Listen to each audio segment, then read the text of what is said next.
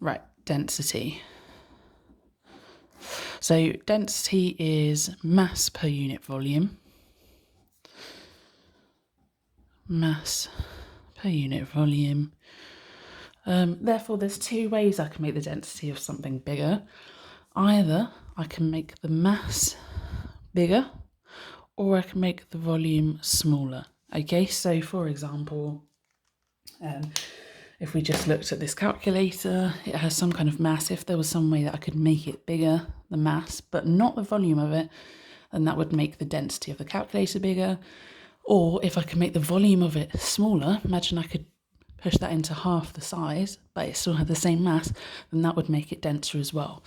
Okay, so some people just think the heavier something is, or rather the bigger the mass of something is, then the denser it is, and that's not necessarily the case. Okay, if I doubled the mass of this and doubled the volume, then my new calculator would be the exact same density as this one. Okay, if I doubled the mass and didn't double the volume, then the density would be bigger. If I doubled the volume but not the mass, then the density would be twice as small, and so on. Okay, so when we talk about density, you need to think about both mass and volume. Okay, so how do we write this in symbols? This is a Greek letter rho. Okay, it's not a P and it's not an E. I do like to think of it as looking like a P with maybe like a curled tail, but students tend to prefer that it looks like an E with a sort of extended tail. That's fine as well, just as long as you remember that that's just how you draw it. That's not, it's not actually a P or an E. So rho equals lowercase m over capital V. Please make sure you get the right case when you write it out. It's not capital M, it's not lowercase v. Okay, you need to make sure you write the right one. So if I put that into a triangle, because I know some of you like the triangle, then that's going to be rho m v. So you see that if I cover the rho, so for density, that leaves me with mass divided by volume. Okay, so what would I write if a question gave me, let's say, the density and the volume, and I wanted to find the mass? Then I would cover the one I want, so cover the m. That leaves me with rho times v, otherwise known as mass equals the density multiplied by the volume.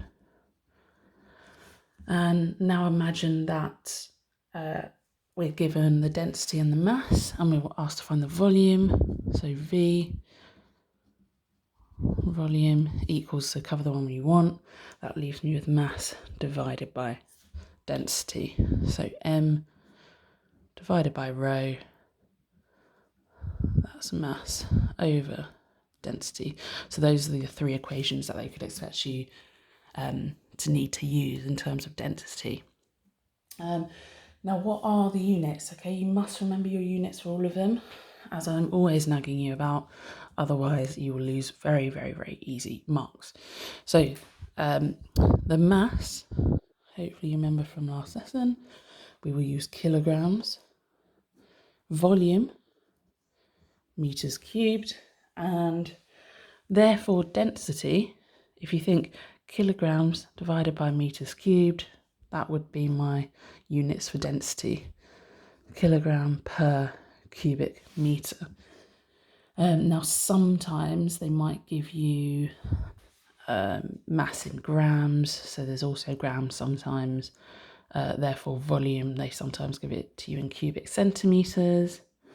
And so your density would be grams per cubic centimetre instead of kilogram per cubic metre. So just watch out for that. Most of the time they'll use kilograms and cubic metres, but sometimes they might use grams and cubic centimetres.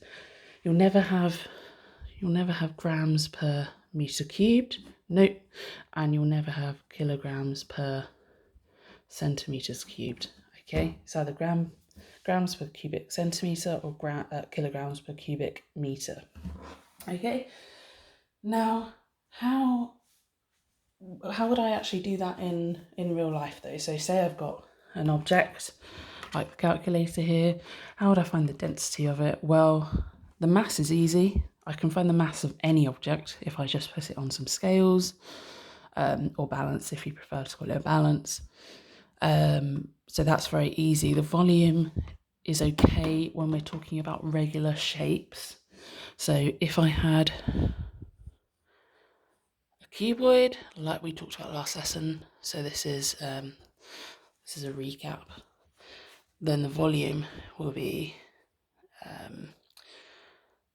length times width times height. So this times that. Okay, I don't know if I have anything square in here. Let me just have a look. Oh, I do.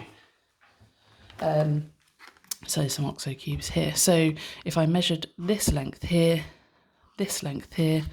and this length here, and I multiplied those together, that would give me the volume of this box here. So it's very easy for anything where you've got a cube. You can just use a ruler to measure the lengths of the sides, and Bob's your uncle. Okay, the same with spherical objects. Do I have something spherical?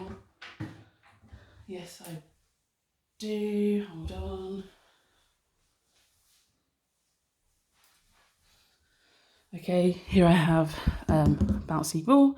It's a sphere. Now, if you remember from the last video, volume of a sphere is 4/3 pi r cubed.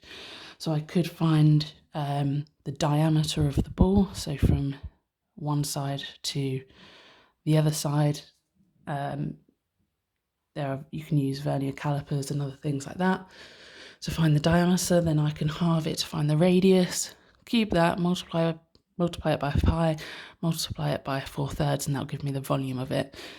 Yes, slightly more annoying to calculate than for a cuboid, but still pretty easily done. But what about if we're talking about something that isn't regularly shaped? How am I going to find the volume of it?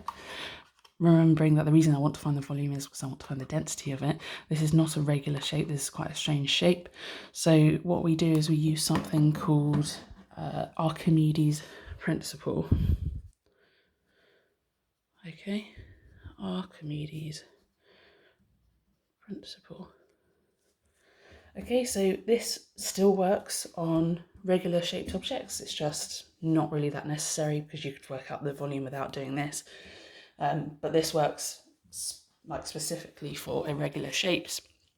So Archimedes was like a Greek, was he a mathematician, maybe philosopher, scientist, those sorts of things. And I won't tell you the whole story, it's quite interesting, so you should look it up on YouTube or the internet. It's not like you haven't got time to do it. But for now, I'll just tell you what he found out. So the story roughly goes, actually that's a lie. I mean, the story is more about a crown and a king. But if we have a bath, so this is my bath tub. No awards for my art. And I filled up to the very, very, very brim. So I couldn't put a single drop more in there. Otherwise it would spill over the edge. Now, if somebody gets into the bath